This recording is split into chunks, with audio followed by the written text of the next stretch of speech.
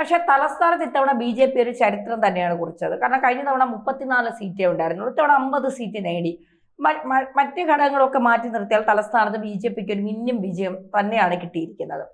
ഇത് സമ്മാനിച്ചത് BJP പ്രവർത്തകരൊക്കെ അഹോരാത്രം പണിയെടുത്തു. പക്ഷെ എങ്കിൽ ഈസിയായി BJPക്ക് കിട്ടിയത് CPMന്റെ മിടുമിടുക്കിയായ ചെറുപ്പക്കാരിയായ പ്രായം കുറഞ്ഞ ഒരു മേയർ അവിടെ 5 വർഷം ഭരിച്ചത് കൊണ്ടാണ്. ആര്യ രാജേന്ദ്രൻ രാഷ്ട്രീയ ഭാവി പലർക്കും ഇപ്പോ ആര്യ രാജേന്ദ്രൻ ഇപ്പോഴല്ല, കുറച്ച് നാളുകൾക്ക് മുൻപ് തന്നെ പാർട്ടിക്കകത്ത് തന്നെ ആര്യ രാജേന്ദ്രനെതിരെ ഒരു വലിയ വിഭാഗം ഉയർന്നു വന്നു. ആര്യ മാറ്റണം, ഇങ്ങനെ ഇരുന്നാൽ പാർട്ടിക്ക് തലസ്ഥാനം കൈവിട്ടു പോകുമെന്നൊക്കെ പറഞ്ഞുകൊണ്ട്.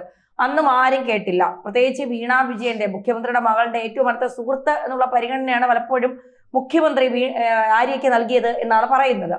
എന്തായാലും ആര്യ രാജേന്ദ്രൻ തലസ്ഥാനത്ത് CPMനെ ഇല്ലാതാക്കിയ, പാർട്ടിയെ മുച്ചൂട് മുടിച്ച ആര്യ രാജേന്ദ്രന്റെ ഇനിയുള്ള ഭാവി, രാഷ്ട്രീയ ഭാവി എങ്ങനെയായിരിക്കും? ആര്യ രാജേന്ദ്രൻ മാത്രം നമ്മളതിനകത്ത് കുറ്റം പറയുന്നതിൽ കഥയില്ല. കാരണം ഒരു പാർട്ടിയുടെ ഉത്തരവാദിത്വം നിർവഹിക്കുന്ന തരത്തിൽ ഒരാളെ ചുമതല ഏൽപ്പിച്ചു. ആര്യ രാജേന്ദ്രനെ അങ്ങനെ അവിടെ മേയറാക്കുമ്പോഴുള്ള അഡ്വാൻറ്റേജ് എന്താണെന്ന് വെച്ചാൽ ഏറ്റവും പ്രായം കുറഞ്ഞ മേയർ നമ്മുടെ ഇന്ത്യയിൽ ആകമാനം ശ്രദ്ധിക്കപ്പെട്ട ഒരു സംഭവമാണ്. ഇങ്ങനെ മേയറാക്കി കഴിഞ്ഞാൽ പിന്നെ പാർട്ടിയുടെ ചുമതല എന്താണ്? പാർട്ടി അവരെ കൃത്യമായിട്ട് എന്ത് ചെയ്യേണ്ടിയിരിക്കണം? മോണിറ്റർ ചെയ്തുകൊണ്ടിരിക്കേണ്ട ആവശ്യം. മോണിറ്റർ ചെയ്യണം അവരെന്തെങ്കിലും തെറ്റ്. കാരണം അത് എട്ടും പൊട്ടും തിരിയാത്തതായിട്ടുള്ള ഒരു കുട്ടിയാണെന്നുള്ള എല്ലാവർക്കും അറിയാവുന്നതാണ്. അവരെ മേയർ സ്ഥാനത്ത് ഇരുത്തുന്ന സമയത്ത് അവരെ കൃത്യമായി മോണിറ്റർ ചെയ്യാനുള്ള സംവിധാനം പാർട്ടിക്ക് ഉണ്ടാവേണ്ടതാണ്. എന്തെങ്കിലും പിശകുകൾ പറ്റിയാൽ ഉടനെ തിരുത്തണം, എങ്ങനെ പ്രവർത്തിക്കണം എന്ന് നിർദ്ദേശം കൊടുക്കുകയും അതിനനുസരിച്ച് അവരെ ഡെവലപ്പ് ചെയ്ത് കൊണ്ടുവരേണ്ടത് അത് പാർട്ടി ചെയ്തില്ല. അതിന് പകരം അവരെ ഉപയോഗിച്ച് പുറകിലുള്ള അവിടുത്തെ നേതാക്കന്മാർ, വേണമെങ്കിൽ നമുക്കവരെ വൃത്തികെട്ട നേതാക്കന്മാർ എന്ന് വേണമെങ്കിൽ വിശേഷിപ്പിക്കാം, അവരൊക്കെ കൂടി ആ ഭരണത്തിൽ കൈയിട്ട് വാരി ആ ഭരണത്തെ നശിപ്പിച്ച് ഈ മേയറെ നശിപ്പിച്ചു. അതാണ് യഥാർത്ഥത്തിലൂടെ സംഭവിച്ചത്. ഇങ്ങനെ സംഭവിക്കുന്നു എന്നുള്ളത് CPMലാണ് എന്നുള്ളത് CPM എന്ന് പറയുന്ന സംഘടനാ സംവിധാനത്തിൻ്റെയും അതിൻ്റെ നേതൃത്വ സ്വഭാവത്തിൻ്റെയും ഏറ്റവും മോശമായിട്ടുള്ള അവസ്ഥയാണ്, ഏറ്റവും ജീർണിച്ച. അല്ലെങ്കിൽ എന്താ ചെയ്യേണ്ടത് ശരിക്കും? അല്ലെങ്കിൽ ഇങ്ങനെ ഒരു സൗകര്യം കിട്ടിക്കഴിഞ്ഞാൽ അതുപയോഗിച്ച് പാർട്ടിയെ വളർത്തേണ്ടതാണ് ചെയ്തത്. അങ്ങനെ വളർത്താനായിട്ട് കഴിഞ്ഞില്ല എന്ന് മാത്രമല്ല, ഈ BJPയെ സംബന്ധിച്ചിടത്തോളം അവരുടെ ഒരു സ്റ്റാർ വിക്ടറി ആയിട്ട് അതിനെ ചിത്രീകരിക്കാൻ അവർക്ക് കഴിഞ്ഞു. നക്ഷത്ര വിജയമാണ്. ആ ചെറിയ കാര്യമായിരുന്നില്ല. കാരണം എന്ന് വെച്ചാൽ പുറത്തൊക്കെ ഇതിൻ്റെ വാർത്ത വന്നപ്പോൾ, മറ്റ് സംസ്ഥാനങ്ങളിൽ എൻ്റെ വാർത്ത വന്നപ്പോൾ ആ വാർത്ത ആഘോഷിക്കപ്പെട്ട എങ്ങനെയാണെന്ന് വെച്ചാൽ BJP കേരളം പിടിച്ചു എന്ന്. നമുക്കറിയാം കേരളത്തിലെ BJPക്ക് പ്രത്യേകിച്ചൊന്നും സംഭവിച്ചിട്ടില്ല എന്നുള്ള കാര്യം. പക്ഷേ തിരുവനന്തപുരം കോർപ്പറേഷൻ വിജയിച്ചതോടുകൂടി പുറത്ത് കേരളം BJP പിടിച്ചു, അല്ലെങ്കിൽ കേരളത്തിൻ്റെ ഭരണം BJPയുടെ കൈകളിലേക്ക് എന്ന നിലയ്ക്ക് വാർത്ത വരികയും പ്രധാനമന്ത്രി നരേന്ദ്രമോദി പോലും ട്വീറ്റ് ചെയ്യും. അദ്ദേഹം രാജീവ് ചന്ദ്രശേഖരനോട് പറഞ്ഞത് എന്താണ്? ഇങ്ങനെയാണ് ഞാൻ ഗുജറാത്ത് പിടിച്ചതെന്നായിരുന്നു. അവിടുത്തെ ഒരു നഗരസഭ, അതിൽ BJP ജയിച്ചു. അന്ന് നരേന്ദ്രമോദി ഗുജറാത്തിലെ BJPയുടെ സംഘടനാ സെക്രട്ടറിയായി. ഇവിടെ രാജീവ് ചന്ദ്രശേഖരൻ ഇപ്പോൾ BJPയുടെ സംഘടനാ സെക്രട്ടറിയാണ്. അതേപോലെ പ്രവർത്തിക്കുന്ന ഒരാളാണ്.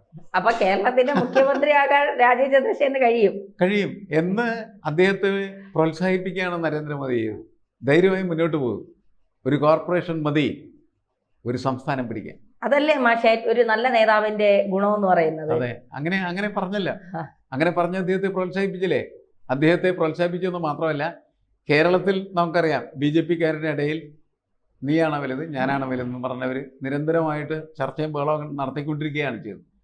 ഈ തെരഞ്ഞെടുപ്പിലൂടെ ഒരു കാര്യം അവർക്കെല്ലാവർക്കും വ്യക്തമാക്കി കൊടുത്തു നരേന്ദ്രമോദി, ഇവനാണ് നേതാവ് എന്ന് പറഞ്ഞിട്ട്. അങ്ങനെ രാജീവ് ചന്ദ്രശേഖരൻ അങ്ങനെ ഒരു അഡ്വാൻറ്റേജിനകത്ത് കിട്ടി. ഈ അഡ്വാൻറ്റേജായിട്ട് അദ്ദേഹത്തിന് മുന്നോട്ട് പോകാൻ കഴിഞ്ഞാൽ തീർച്ചയായിട്ടും പുതിയ മാതൃക ഭരണത്തിന് നിർമ്മിക്കാൻ കഴിയണം. അല്ലേ പിന്നെ ഇത് പറഞ്ഞു നടന്നിട്ട് കാര്യത്തിൽ ഇവർക്ക് നിർത്തി വേറെ പണിക്ക് പോകാം എന്നുള്ളതാണ്.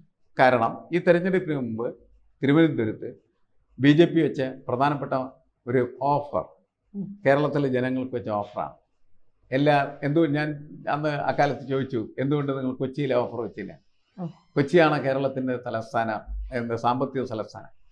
ആ കൊച്ചിയെ മാറ്റുന്നതിന് വേണ്ടിയിട്ടുള്ള ഒരു ഓഫർ, ലോകത്തെ ഏറ്റവും മഹത്തായിട്ടുള്ള ഒരു സിറ്റിയായിട്ട് ഇതിനെ മാറ്റിത്തീർക്കും എന്ന് പറയുന്ന ഒരു ഓഫർ എന്തുകൊണ്ട് നിങ്ങൾ കൊച്ചിയിൽ വെച്ചില്ല എന്ന് നമ്മൾ ചോദിച്ചു. അപ്പോൾ തിരുവനന്തപുരത്ത് അങ്ങനത്തെ ഒരു ഓഫർ വെച്ചു എന്ന് മാത്രമല്ല, തെരഞ്ഞെടുപ്പ് കഴിഞ്ഞ് 45 ദിവസം കഴിയുന്നതിനുള്ളിൽ നരേന്ദ്രമോദി തിരുവനന്തപുരത്തും വരും എന്നും തിരുവനന്തപുരത്തെ വലിയൊരു പ്രോജക്റ്റ് പ്രഖ്യാപിക്കുമെന്നാണ് പറഞ്ഞിരിക്കുന്നത്. ഒരു 5-8 ദിവസമൊക്കെ കഴിഞ്ഞു, 45 ദിവസം വരാൻ വേണ്ടി നമ്മളിങ്ങനെ കാത്തിരിക്കുകയാണ് ചെയ്യുന്നത്. അപ്പോൾ ചിലപ്പോൾ തിരുവനന്തപുരം എങ്ങനെയാണ് സിംഗപ്പൂർ ആകുന്നത് എന്ന് കേരളത്തിലെ ജനങ്ങൾക്ക് പഠിക്കാം എന്നുള്ളതാണ്. അപ്പം അങ്ങനെ മാറ്റും എന്നുള്ള പ്രഖ്യാപനം നിലവിലുണ്ട്. ഇത് സംഭവിക്കാനുള്ള സാധ്യതയും തള്ളിക്കളയാൻ പറ്റില്ല. കാരണം എന്താണ്, BJPക്ക് കേരളത്തിലേക്ക് ഉള്ള പ്രവേശം സാധ്യമാകണമെങ്കിൽ ഈ പറഞ്ഞ ഓഫറിനനുസരിച്ചിട്ട് പ്രഖ്യാപനങ്ങൾ ഉണ്ടാവുകയും ആ പ്രഖ്യാപനത്തിൻ്റെ അടിസ്ഥാനത്തിൽ ഈ നഗരഭരണം മാറിത്തീരുകയും ചെയ്യും. നമ്മളിപ്പോൾ ഈ ശ്രീനിവാസൻ വിട പറഞ്ഞ ഒരു സാഹചര്യത്തിൽ ഇരുന്നാണ് ചർച്ച ചെയ്യുന്നത്. അദ്ദേഹത്തിന്റെ ഒരു സിനിമയുടെ പേരാണ് പട്ടണപ്രവേശം എന്നത്, അല്ലേ? ഈ പട്ടണപ്രവേശം BJPക്ക് സാധ്യമായി തീരണമെങ്കിൽ എന്ത് വേണം? ഈ പറയുന്ന കാര്യങ്ങളെല്ലാം കൃത്യമായിട്ട് നിർവഹിക്കാനായിട്ട് കഴിയണം. അങ്ങനെ വരുമ്പോൾ ഇതിനൊക്കെ കാരണക്കാരിയായ ഒരു മേയറായി നാളെ ആര്യ രാജേന്ദ്രൻ ഓർമ്മപ്പെടാനായിട്ടുള്ള സാധ്യതയുണ്ട്. അതാണ് അവരുടെ ഒരു ഭാവി എന്നാണ് ഞാനും കണക്കാക്കുന്നത്. ഈ നിയമസഭാ തെരഞ്ഞെടുപ്പിൽ ഇനി നിയമം സീറ്റൊക്കെ കൊടുത്ത് മത്സരിപ്പിക്കുമെന്നാണ് പറയുന്നത്. അറിയില്ല, ഈ പരാജയമൊക്കെ ഇങ്ങനെ നിൽക്കുന്നിടത്തോളം പാർട്ടി എന്ത് തീരുമാനമെടുക്കുമെന്ന് പറയില്ല. അങ്ങനെയാണ് എങ്കിൽ ഇനി ഒരു ജയസാധ്യത ഉണ്ടോ ആര്യ രാജേന്ദ്രന്? ആര്യ രാജേന്ദ്രൻ എങ്ങനെയാണ് ആളുകളോട് പെരുമാറുകയും പ്രവർത്തിക്കുകയും ചെയ്യുന്നതിന്റെ അടിസ്ഥാനത്തിൽ മാത്രമാണ് യഥാർത്ഥത്തിൽ അവരുടെ രാഷ്ട്രീയ ഭാവി നിൽക്കുന്നത്. ഒരു തെരഞ്ഞെടുപ്പ് കൊണ്ട് ഒരു രാഷ്ട്രീയ നേതാവിൻ്റെയും ഭാവി ഇല്ലാതാവില്ല. ആ തെരഞ്ഞെടുപ്പ് കഴിയുമ്പോൾ, ആ തെരഞ്ഞെടുപ്പിൻ്റെ തോറ്റു കഴിയുമ്പോൾ അതിൻ്റെ പാഠങ്ങൾ ഉൾക്കൊണ്ട് അത് തിരുത്തി മുന്നോട്ട് പോകാൻ തയ്യാറായി കഴിഞ്ഞാൽ ആര്യ രാജേന്ദ്രൻ എന്ത് ചെയ്യാം? വീണ്ടും കേരള രാഷ്ട്രീയത്തിൽ സജീവമായിട്ട് വരാം. ഈ നിയമസഭാ തെരഞ്ഞെടുപ്പിൽ അവരെ മത്സരിപ്പിക്കുമെന്ന് ചോദിച്ചാൽ സാധ്യത കുറവാണ് എന്നാണ് എനിക്ക് തോന്നുന്നത്. കാരണം ഒരു പാർട്ടി പൊതുവെ കാര്യങ്ങളെല്ലാം പരിശോധിക്കുന്ന സമയത്ത് അവരുണ്ടാക്കിയ ഇമ്പാക്റ്റ് എന്തായിരുന്നു എന്ന് മനസ്സിലാക്കിയിട്ട് മാത്രമേ അവരെന്ത് ചെയ്യാൻ പാടുള്ളൂ, ഉപയോഗിക്കാനായിട്ട് പാടുള്ളൂ. അവർ പാർട്ടിയെ സംബന്ധിച്ചിടത്തോളം അതൊരു ഉപകരണം മാത്രമാണ് പാർട്ടിയുടെ. ആ പാർട്ടിയുടെ ഉപകരണം ശരിയായ രീതിയിൽ പ്രവർത്തിച്ചില്ല എങ്കിൽ പാർട്ടിക്ക് ആ ഉപകരണത്തെ ഉപേക്ഷിക്കാവുന്നതാണ്. പക്ഷേ തിരുവനന്തപുരത്തെ നമ്മുടെ ഒരു ഗ്രാസ് റൂട്ട് റിയാലിറ്റി ഉണ്ടല്ലോ, നമ്മൾ പുറത്തിരുന്നിട്ട് ഈ കാര്യങ്ങളെല്ലാം മനസ്സിലാക്കി.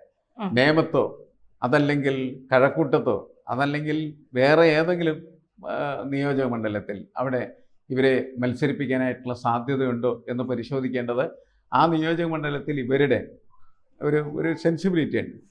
അതെത്രമാത്രമുണ്ട്, അത് വളരെ അനുകൂലമായിട്ടുള്ള രീതിയിൽ ആണോ എങ്കിൽ മത്സരിപ്പിക്കാം, ഇല്ലെങ്കിൽ മത്സരിപ്പിച്ചിട്ട് കാര്യമില്ല. കാരണം എന്താണ്, 10 മണിക്ക് മുമ്പ് തോറ്റു പോകുന്ന ഒരു സ്ഥാനാർത്ഥിയായിട്ട് അവർ മാറും.